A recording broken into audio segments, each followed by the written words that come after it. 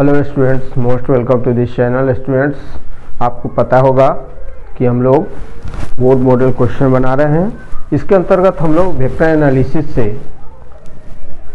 Question बनाने जा रहे हैं। उससे पहले हम लोग dot product of two vectors और डॉट प्रोडक्ट को ही स्केलर प्रोडक्ट भी कहते हैं, उसी के बारे में जानेंगे और उससे बेस्ट क्वेश्चन सॉल्व करेंगे। तो आइए, स्केलर और dot product of two vectors.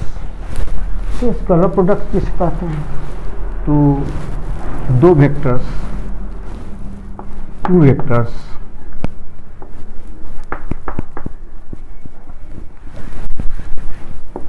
let vector A and vector B are two non-zero vector. कैसा वेक्टर? नॉन जीरो, मतलब ऐसा वेक्टर जिसका जीरो वैल्यू नहीं है, नॉन जीरो वेक्टर्स। ये दो वेक्टर हैं। The scalar product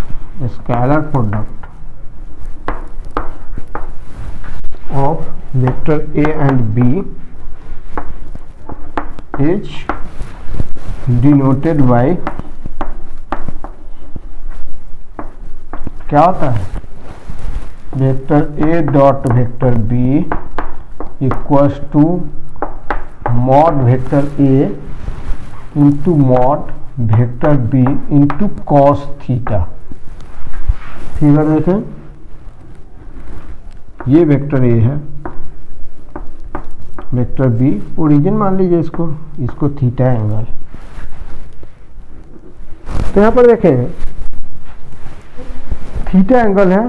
vector A और बी किसको मानेंगे? जब ए डॉट बी लिखा है तो चूंकि आप जानते हैं जो एंगल होता है, ट्रिग्नोमेट्री में आपने पढ़ा होगा, ये पॉजिटिव डायरेक्शन होता है। किधर? एंटी क्लॉकवाइज है। तो एंटी क्लॉकवाइज डायरेक्शन के अकॉर्डिंग पहले नीचे ए और एंटी क्लॉकवाइजली चलेंगे तो वेक्टर बी आएगा। यहाँ पर दोनों वेक्टर्स के बीच का एंगल कितना है? थीटा है। अब थीटा का वैल्यू कितना होगा? तो थीटा का वैल्यू मोर देन 0 और इक्वल टू 0, लेस देन और इक्वल टू 180 होगा। तो इस तरह से आपने scalar product of two vectors के बारे में जाना। Scalar product of two vectors. अब यहाँ पर देखें, scalar product of two vectors में आपने देखा A dot vector B equals to mod A into mod B, मतलब magnitude of vector A into magnitude of vector B into cos theta. अगर हम ए की जगह पर वेक्टर बी ले लें और बी की जगह पर वेक्टर ए ले लें, तब क्या होता है देखते हैं। Mod vector B into mod vector A into cos theta ही रहेगा। और मॉड वेक्टर ए और मॉड वेक्टर बी तो मॉडुलस निकालते हैं। तो मॉडुलस क्या होता है? किसी भी नंबर का या कोई मॉडुलस निकालते हैं तो मॉडुलस ग्रेटर देन 0 होता है। मॉडुलस हमेशा पॉजिटिव होता है। तो क्या हो जाएगा? ये दोनों पॉजिटिव हैं, इसलिए आप आगे पीछे रख सकते हैं। फिर आप वेक्टर ए को पहले रख दें, मॉड वेक्टर ए को पहले, मॉड वेक्टर बी को बाद में रख दें इंटू कॉस थीटा। तो आपने क्या देखा? दोनों का वैल्यू सेम है। This implies vector A dot vector B equals to vector B dot vector A. इसका फिगर कैसे हो जाएगा? फिगर होगा, नीचे होगा वेक्टर बी और वेक्टर ए हो जाएगा, बीच का एंगल थीटा हो जाएगा। और इसको ओरिजिन मान लेते हैं या कोई पॉइंट मान लेते हैं, ओरिजिन मान लेते हैं इस तरह से। अब देखेंगे कि जब थीटा का वैल्यू 0 हो, देखिए व्हेन, ये केस है when theta equals to 0 degree, theta का वैल्यू 0 डिग्री हो, तब देखेंगे ए डॉट बी का वैल्यू कितना होता है। तो A dot B equals to A B cos 0 degree. Cos 0 degree का वैल्यू क्या होता है? 1 होता है।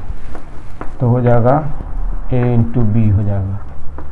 कॉस जीरो का वैल्यू 1, ए बी हो जाएगा, जहाँ की ये वेक्टर ए का मॉडुलस है, बी वेक्टर बी का मॉडुलस है।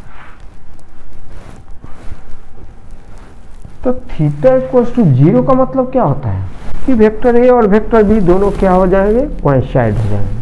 वेक्टर ए वेक्टर बी पर चढ़ जाएगा, तब थीटा 0 हो जाएगा। उस स्थिति में vector A dot vector B equals to A B हो जाएगा। और नेक्स्ट है कि when theta equal to pi by 2 90 degree पर हो या पाई बाई 2 रेडियन में, तब देखें कितना होता है। तो vector A dot vector B equals to कितना हो जाएगा, हो जाएगा ए इंटू बी। ए क्या है, वेक्टर ए का मॉडुलस है, बी क्या है, वेक्टर बी का मॉडुलस है, into cos pi by 2 means cos 90 degree. अब आप जानते हैं कि कॉस 90 डिग्री का वैल्यू कितना होता है, 0 होता है। तो ए इंटू बी इंटू 0 क्या हो जाएगा, इक्वल्स टू 0 हो जाएगा। तो आपने क्या सीखा कि when theta equal to pi by 2 dot product और scalar product of 2 vectors equals to 0। ये एक कंडीशन है, इस पर बेस्ड बहुत सारे क्वेश्चंस आ सकते हैं कि परपेंडिकुलरिटी का क्या कंडीशन है। या दो वेक्टर दिए हुए हैं तो दोनों वेक्टर एक दूसरे के परपेंडिकुलर है, म्यूचुअली परपेंडिकुलर है, ये प्रूव करने के लिए आएगा।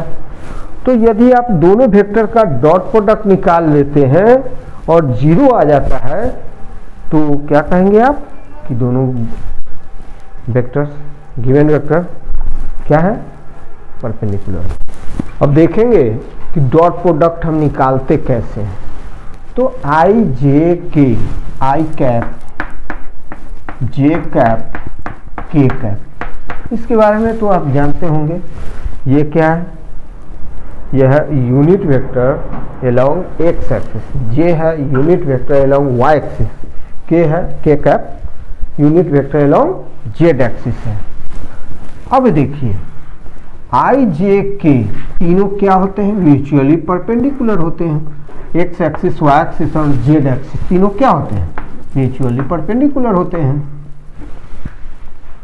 तो आई क्या है, एक्स एक्सिस के डायरेक्शन में यूनिट वेक्टर है, वाई जेड एक्सिस के डायरेक्शन में यूनिट वेक्टर है, और के जेड एक्सिस जे वाई एक्सिस के डायरेक्शन में यूनिट वेक्टर, और के कैप जेड एक्सिस के डायरेक्शन में यूनिट वेक्टर है। तो अब देखेंगे कि आई और जे के बीच क्या एंगल है, कौन सा एंगल है आई और जे के बीच, तो 90 डिग्री का है। जे के बीच 90 डिग्री, के आई के बीच 90 डिग्री।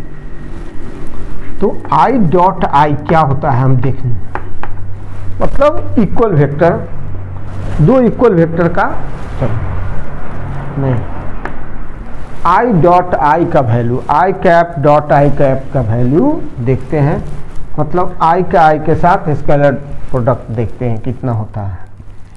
तो आप तो फार्मूला जानते ही हैं, I dot A dot B equals to modulus I cap into modulus I cap into cos कितना डिग्री हो जाएगा,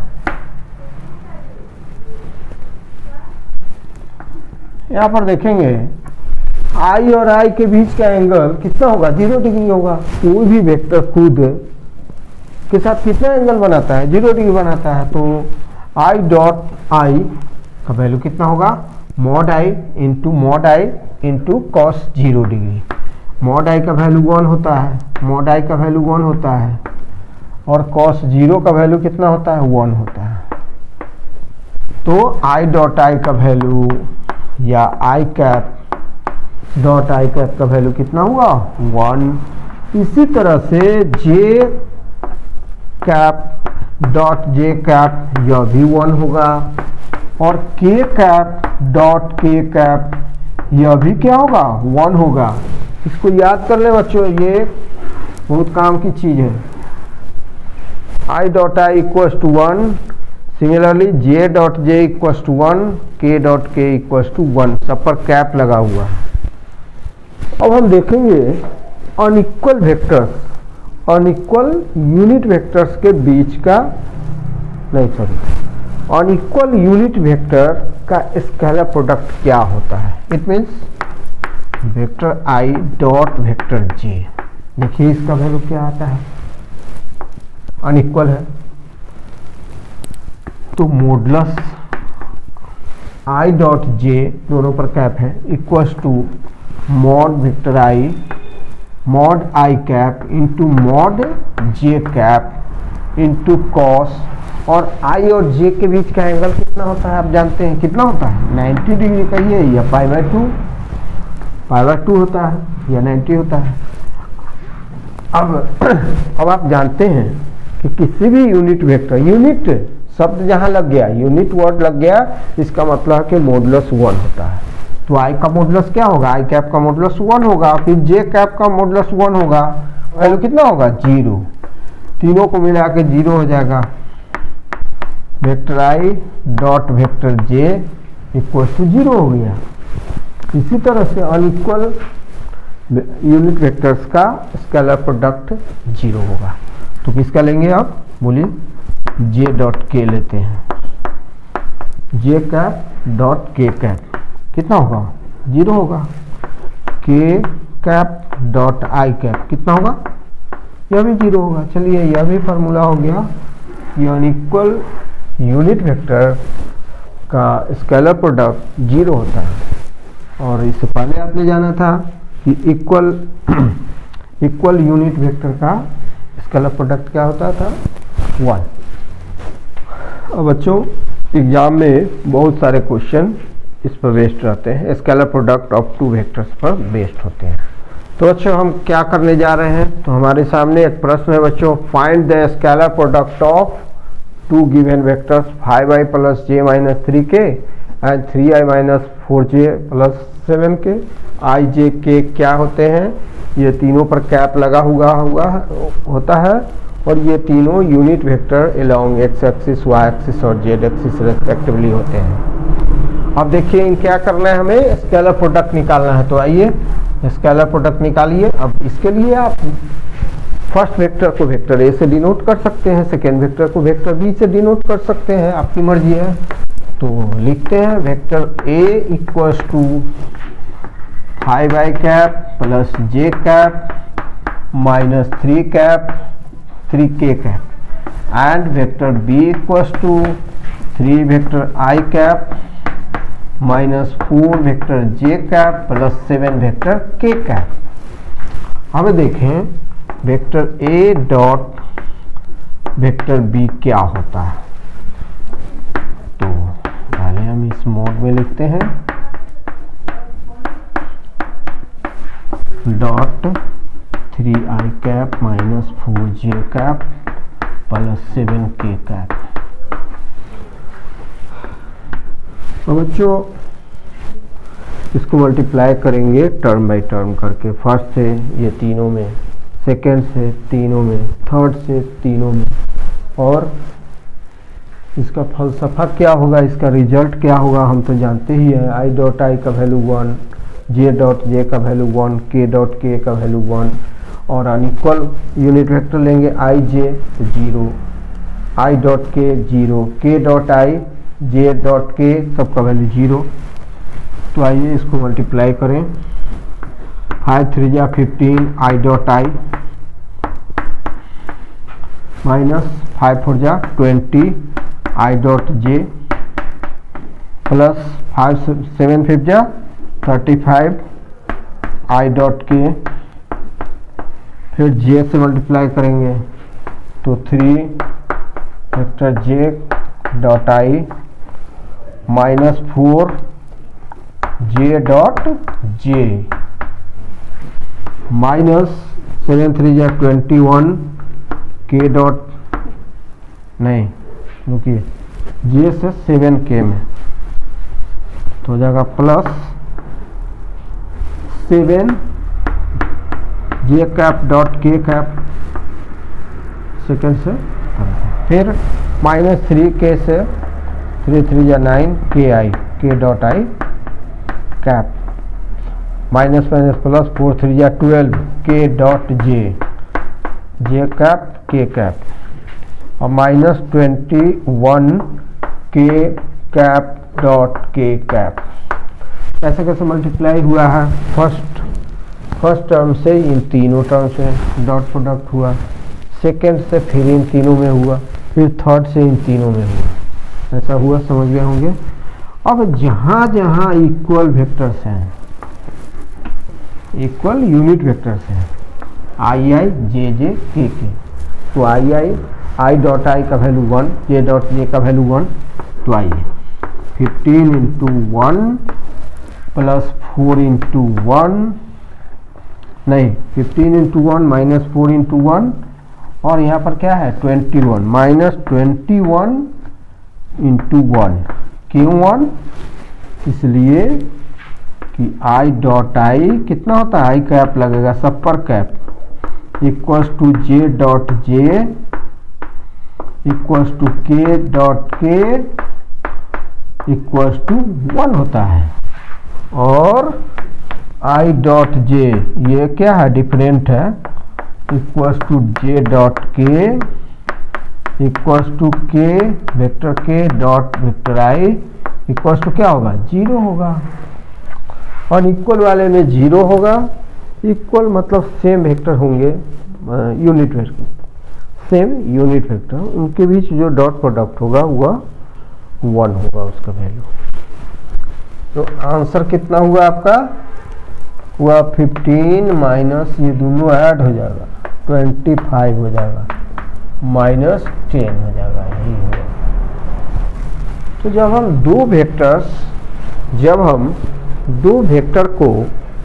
दो वेक्टर का स्केलर प्रोडक्ट निकालते हैं तो वह स्केलर क्वांटिटी होता है। दो वेक्टर का जब हम वेक्टर प्रोडक्ट निकालते हैं तो वह जो रिजल्ट होता है वह वेक्टर क्वांटिटी होता है। और किसी स्केलर से किसी वेक्टर को जब मल्टीप्लाई करते हैं तो वेक्टर ही होता है, स्केलर इंटू वेक्टर वेक्टर ही रहेगा।